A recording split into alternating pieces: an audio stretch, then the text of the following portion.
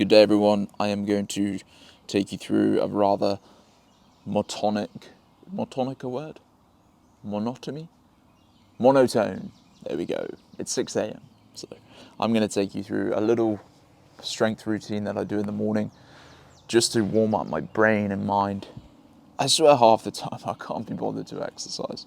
But once I do it, it's a different story. Ask yourself right now, how many times before you do an actual activity or thing or project or anything, how motivated you are?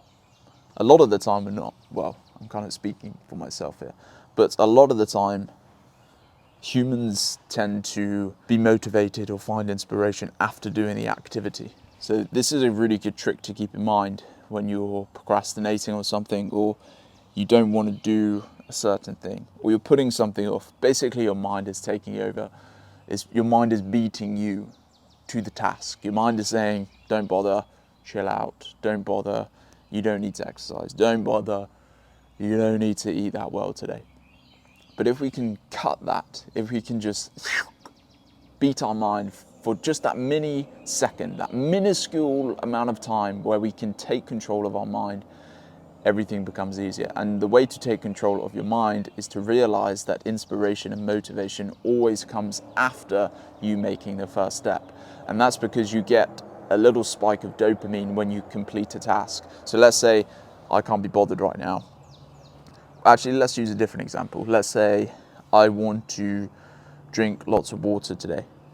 Can you see my bottle there? I think you can. Yeah, let's say I want to drink lots of water today, but I don't want to. I don't want to even reach for the bottle and drink. Now, obviously, this is relatable because we can all feel like that. I want to eat well today, but I don't want to eat vegetables. I don't want to make the effort of cooking them. Little donut there. Beautiful. That's all I need. Water's the same. Even though it's there in front of us as humans sometimes cannot be bothered. So think, what is the smallest thing I can do? Okay, let me take one sip. Let's see how I feel. I take one sip and that's a completed task. So you've completed what you call the dopaminergic loop. The dopaminergic loop. I just broke that down because sometimes I say it and I say it too quick and people are like, what? Dopaminergic loop. And the loop is, okay, my mind says, drink a sip of water or have a sip of water. So I do it, I sip, I put the bottle down, I maybe do the top back up, then I complete the task of sipping the water and putting the water back. Another example can be washing up. If there's a cup on the side, you've just had a cup of coffee and you want to put it away, you know you need to put it away. Let's say there's loads of other dishes there as well. I'd probably just leave them and just do the one cup. But once you do that one cup, you said to your mind, you said to yourself, I'm going to clean that cup, wipe it up, dry it, and then put it back on its shelf. That's a completed task. Boom, you get a spike of dopamine. And this is the important part. What happens then is it creates a pathway for further activities. It creates a pathway for further steps forward. So that sip of water now will lead most likely to me being motivated and inspired to take more sips of water and thus achieving my goal of wanting to drink more water. For the cup, you've put the cup away and you think, oh, while I'm here, I might as well wash the bloody dish. I might as well wash the surface up. It creates a pathway for further activities, for further steps forward, and thus helps you along to achieve whatever goal or task or objective is in front of you. So in the context for your training, just do one rep. Do a couple of reps. Do a couple of reps to start. Look, I can't be bothered. But look, I've set the task of doing 2 reps. I'm going to do 2 pull-ups. Oh, I'm stiff today. So do 2 pull-ups.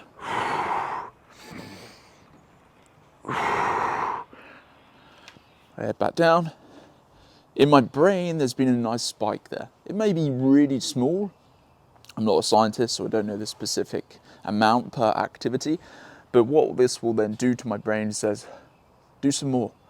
Do another rep. Then that rep will lead to a set. Then 2 sets, then 3 sets. Those 3 sets will lead to another exercise. 3 sets, boom, another one.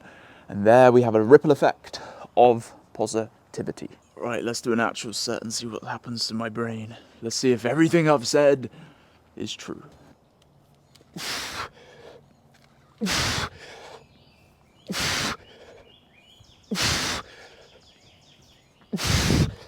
Oh my word, that is nasty.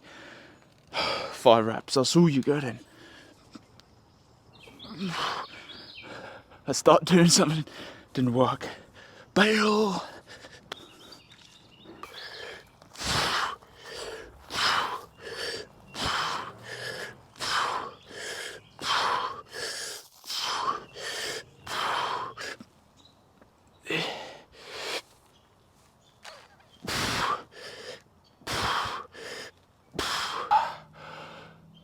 Set complete. Let's just open up the back, head into the hips. Really good upper back one.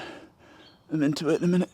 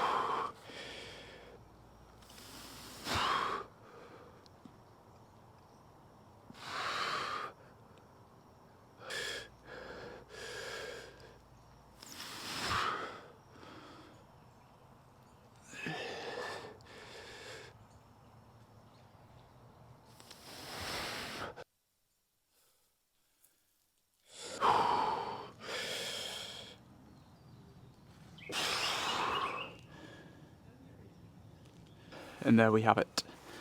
My little morning routine. So next time you are procrastinating on anything, do a little something which gives you a boost to do the next thing. Whatever you're procrastinating on, have fun. Do that first task and the rest of the steps thereafter become a lot easier. Thanks for your time. And remember to subscribe.